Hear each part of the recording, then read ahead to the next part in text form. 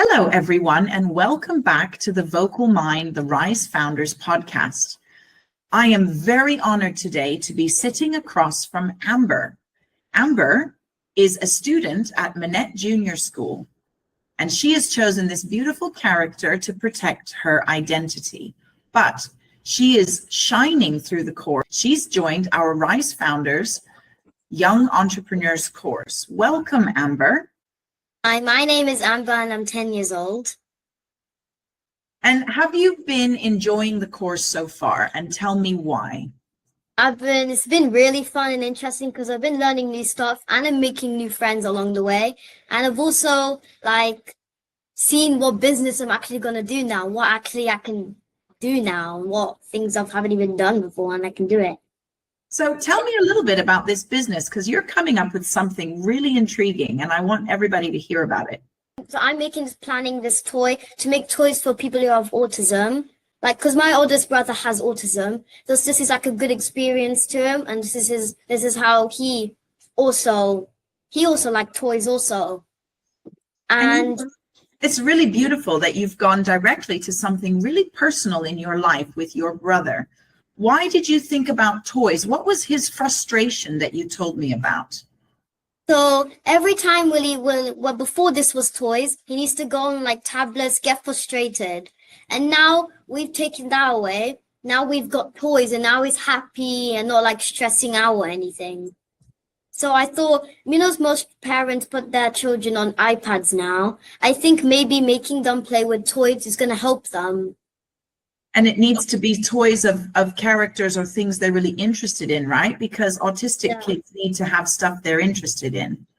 Yeah, it can be anything they could have. It can have a dinosaur's body with a frog's head or anything they wanted.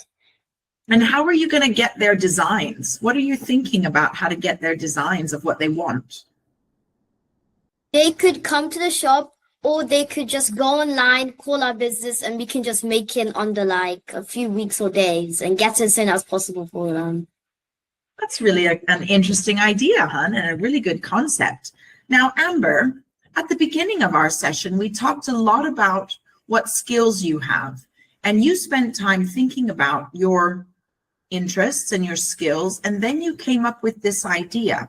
Tell me a little bit about that journey. What do you think you have skills in that will make you a good CEO of this company? I'm very good at designing, and I have made a toy before with stitching. So I think I might be good at it, designing and colors and making toys. That's really beautiful. So you have a designer's and creative edge to you. You're also very articulate and explaining things. How do you think you're going to get people to know your business? Maybe we'll do an advert that's intriguing to people now, because most children are getting autism now, sadly. And it's good for them to at least have something to play with, because maybe that might be the only sibling and they haven't got a sibling to talk to or anyone. So it's good they have a toy to talk to. That's a really, really, really beautiful thing to say. It's wonderful to make sure that young people who have autism have got things that make them feel special and learning from and feeling good with. That's beautiful. Now, tell me some of the things that have been difficult for you in this course so far.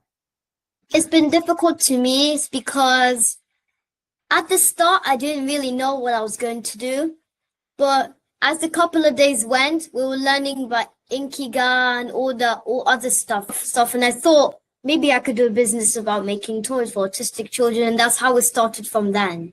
That's right. So what she was just describing there was we talked about Ikigai, didn't we? Yes. And in Ikigai, we looked at what you're good at, which clearly you're creative and artistic, and you can do designing, and then what you love. Well, what do you love? You love your brother. You love your family. You love drawing and designing and creating. You love artistic things. And then you've looked at, well, what do people around me need? And then you saw those needs, didn't you? With your brother, and like you've just said, a lot of kids are being born with autism. So there's a big market for that. Now, why do you think your product will be different? What have you seen with your brother that isn't that he can't buy in the shops today that will make your business different? Oh, I don't really know. You'll have to do some research on that, huh? I mean, you did say that you could create a toy that they've designed themselves, an elephant head and a spider body, or something like that. That's quite unique. Draw a picture and then send it to us, because it's also good for them to draw, isn't it? Yeah, absolutely. They could draw a picture and send it to you. I think I've even heard of things like 3D printers. Yeah, I've heard of that. It's really good. Yeah. That could be cool. Now, are you going to need a lot of money to make this business? Not really, because all you need to know is like materials and stuff, or like yarn, cotton, wool, or anything. It's like it's not really that expensive, but maybe a place you need. Maybe a place to sell it.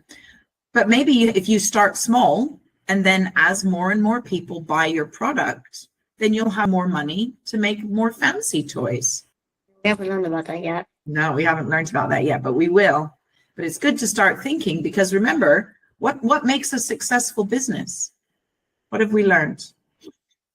It's to be intriguing and to bribe someone and to make them feel interested. You're exactly right. They need to buy it, right? If they're interested and if it meets their need, then they'll buy it. So once we've got that right and they buy it, then we can make it better and more fancy as we go along, isn't it? Brilliant. Now, if you could say to other kids about this, maybe it's too tough, or maybe there's certain things they need to be good at before, so what would you say? It's not really, you don't really need to have a skill to do this. Like when I came in here, I wasn't really good at computing, but now I'm like, I can type my name, I can log into something like really quickly now, and you will learn really good skills and stuff. I love that. That's brilliant. You don't need to have tons of knowledge before, do you? Because we learn a little bit every time, and you're getting so much better at the computer, isn't it? That was one of the things you all said you enjoyed. So, a workbook is like where we write all down our ideas and what things we're interested in, our hobbies and interests. So once we put that all together, we can finally start our business name and logo. That's right. I have something on the computer called Rise Founders. I'll say that if you get an opportunity to do this, please go. You will love it, because you get a chance to see what business you're wanting to do. Wonderful. That's really great for me to hear, because that makes me feel happy in knowing that you're enjoying it.